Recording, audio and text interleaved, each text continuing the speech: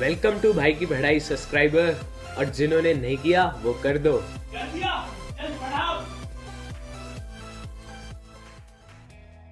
अब आते हैं दूसरी कैटेगरी पर, extraction of metals in the middle of reactivity series. इस कैटेगरी में आते हैं आयरन, जिंक और लेड जैसे मेटल। अब इन मेटल्स की मेनली दो टाइप की ओर होती हैं, कार्बोनेट ओर और सल्फाइड ओर। अब इन मेटल्स में दिक्कत क्या है कि इनकी कार्बोनेट और सल्फाइड ओर से डायरेक्टली मेटल मिलना मुश्किल है। तो किया क्या जाता है, कार्बोनेट ओर हो या सल्फाइड ओर, इन दोनों को ही पहले ऑक्साइड ओर में कन्वर्ट किया जाता है। ऑक्साइड ओर से मेटल मिलना आसान है। एक इंपॉर्टेंट बात और, कार्बोनेट ओर से ऑक्साइड ओर एक मेथड से मिलता है और सल्फाइड ओर से ऑक्साइड ओर दूसरे मेथड से। पहले ही बता रहा हूं, एग्जाम में इन दो मेथड्स का डिफरेंशिएशन का क्वेश्चन आता है और कई बार आया है। तो डिफरेंशिएशन देखो, कैल्सिनेशन होता है कार्बोनेट ओर को ऑक्साइड ओर में कन्वर्ट करना, रोस्टिंग होता है सल्फाइड ओर को ऑक्साइड ओर में कन्वर्ट करना। कैल्सिनेशन बहुत ही लिमिटेड एयर में की जाती है, रोस्टिंग एक्सेसिव एयर में की जाती है। कैल्सिनेशन का एग्जाम्पल है ZnCO3 heat gives ZnO plus CO2। Roasting का एग्जाम्पल है ZnS plus O2 heat gives ZnO plus SO2। समझ तो आ ही गया होगा, अब तो याद भी कर लो। अच्छा, अब तुम्हारे हाथ में ZnO आ गया है जिससे तुम्हें Zn चाहिए, मतलब ये ऑक्सीजन रिमूव करना है। कोई प्रोसेस याद आ रहा है तुम्हें ये सुनकर? ऑक्सीजन रिमूव करना है, रिमूवल ऑफ ऑक्सीजन। ये प्रोसेस है रिडक्शन। जिन जिन के दिमाग में रिडक्शन आया शाबाश, और जिनको याद ही नहीं आया था कोई बात नहीं भाई, एग्जाम के बाद याद कर लेना, जल्दबाजी क्यों ही करनी। अच्छा, रिडक्शन कराने के लिए रिड्यूसिंग एजेंट चाहिए, तो इसलिए कार्बन यूज किया जाता है। इक्वेशन बनेगी ZnO plus C gives Zn plus CO2। वरना हम ऐसा भी कर सकते हैं कि मेटल ऑक्साइड का रिएक्शन किसी हाईली रिएक्टिव मेटल से करा दें, जैसे सोडियम, कैल्शियम, एल्यूमिनियम एटसेट्रा। ऐसा करने से डिस्प्लेसमेंट रिएक्शन होगा।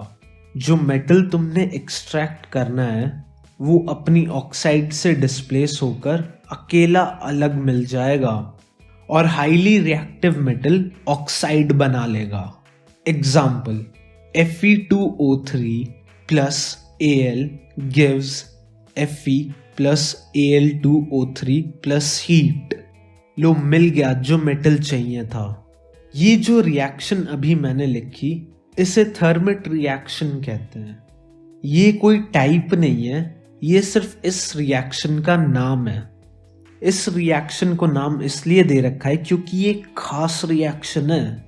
इस रिएक्शन से रेलवे ट्रैक्स और मशीन के क्रैक्स को जॉइन किया जाता है। तो अब आते हैं तीसरी कैटेगरी पर, metal towards the top of the reactivity series. ये बड़े लोग हैं, आसानी से एक्सट्रैक्ट नहीं होते। कार्बन भी इन लोगों की ऑक्साइड को रिड्यूस नहीं कर सकता। ये कौन कौन लोग हैं ये सुनो पहले, सोडियम, पोटेशियम, कैल्शियम और एल्यूमिनियम।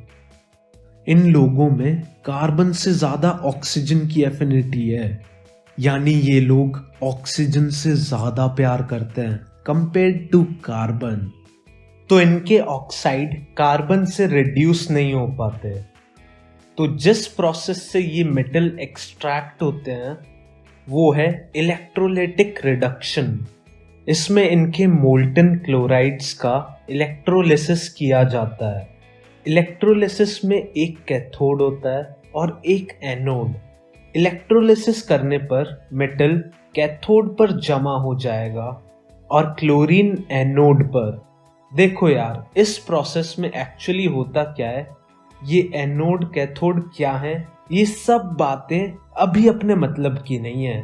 बस ये बातें याद रखो कि इन मेटल्स को कार्बन इसलिए रिड्यूस नहीं कर सकता क्योंकि इनमें ऑक्सीजन की एफिनिटी ज्यादा है। दूसरा, इनका एक्सट्रैक्शन इलेक्ट्रोलिसिस रिडक्शन से होता है, जिसमें इनके मोल्टन क्लोराइड्स का इलेक्ट्रोलिसिस कराया जाता है और कैथोड पर मेटल और एनोड पर क्लोरीन जमा होता है। बस इतना याद रखो। तो आखिरकार मेटल तुम्हें मिल ही गया, पर ज्यादा खुश मत होइए क्योंकि जिन मेथड से तुम्हें ये मेटल मिला है ये इम्प्योर है। लेकिन ज्यादा दुखी होने वाली बात नहीं है, बस एक छोटा सा स्टेप और है, रिफाइनिंग ऑफ मेटल। तो मेटल की रिफाइनिंग के लिए जो मेथड यूज किया जाता है वो है इलेक्ट्रोलिटिक रिफाइनिंग। इस मेथड का नाम याद कर लो और जो छोटी सी 3 बातें और हैं जो मैं अभी तुम्हें बताऊंगा वो भी याद कर लेना।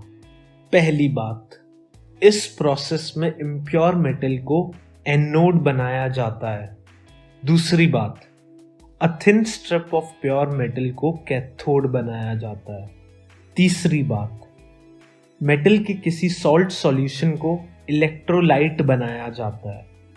तो बस इतना सा याद करना है। ये टॉपिक इतना ही था। अब बढ़ते हैं दूसरे टॉपिक की तरफ। इस टॉपिक का नाम है कोरोजन।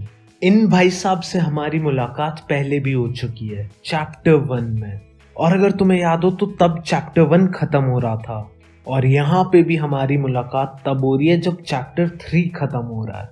कोरोजन भाई साहब बड़े अच्छे आदमी हैं, दूसरों के आखिरी समय में मिलने जरूर आते हैं।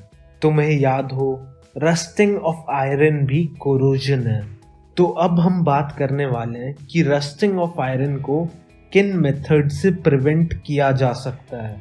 मैं बहुत सारे मेथड्स के नाम लूंगा तो याद कर लेना। So rusting of iron can be prevented by painting, oiling, greasing, chrome plating, anodizing, galvanizing और मेकिंग एलॉयज। ये आखिरी 2 मेथड्स को हम थोड़ा और स्टडी करेंगे। Galvanizing is a method of protecting steel and iron from rusting by coating them with a thin layer of zinc. Simple English, समझाने का कुछ भी नहीं है। अब बात करते हैं एलॉयज की। तो एलॉयज क्या होते हैं? Alloy is a homogeneous mixture of 2 or more metals or a metal and a non-metal. अब समझने वाली बात यह है कि अलॉय बनते कैसे हैं। तो भाई अलॉय में जो मेटल्स या नॉन मेटल्स चाहिए उनको मेल्ट करके डेफिनेट प्रोपोर्शन में मिक्स कर दो। उसके बाद उनको रूम टेम्परेचर तक कूल कर दो जिससे वो सॉलिड स्टेट में आ जाएंगे। लो, बन गया तुम्हारा अलॉय। अलॉइंग के और भी फायदे हैं। अलॉइंग से हम किसी मेटल की प्रॉपर्टीज को इम्प्रूव कर सकते हैं, जैसे हार्डनेस बढ़ाना या रस्टिंग से बचाना, और अलॉइंग से मेल्टिंग पॉइंट और इलेक्ट्रिकल कंडक्टिविटी भी लोअर की जा सकती है। ये थे इसके बेनिफिट्स। अब 1-2 अलॉयज के बारे में पढ़ लेते हैं। जो प्योर आयरन होता है वो बहुत सॉफ्ट होता है और स्ट्रेचेबल, पर उसमें अगर हल्की सी कार्बन की अलॉइंग कर दो तो वही आयरन हार्ड और स्ट्रॉन्ग बन जाता है। अच्छा, स्टेनलेस स्टील तो तुमने सुना होगा, वो भी 3 मेटल्स का अलॉय है, आयरन, निकल और क्रोमियम। इसकी खास बात यह कि ये बहुत हार्ड है और रस्ट रेजिस्टेंट है। अच्छा, कुछ लोगों को लगता है कि गोल्ड एक एलिमेंट है, सिल्वर एक एलिमेंट है, ब्रॉन्ज भी एक एलिमेंट होगा। असल में ब्रॉन्ज एक अलॉय है कॉपर और टिन का। ऐसी ब्रास भी एक अलॉय है कॉपर और जिंक का। इन दोनों की इलेक्ट्रिकल कंडक्टिविटी कम होती है। एक और अलॉय है सोल्डर। ये लेड और टिन से बना होता है। इसका मेल्टिंग पॉइंट कम होता है। अब इतना सुन रहे हो तो एक बात और सुन लो।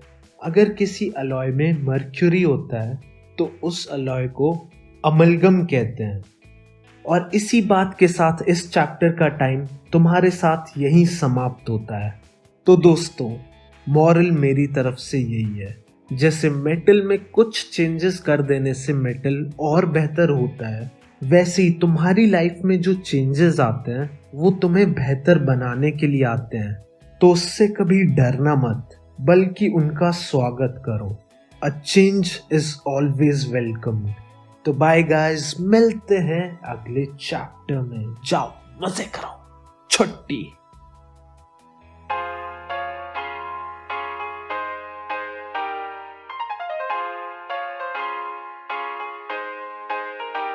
BKB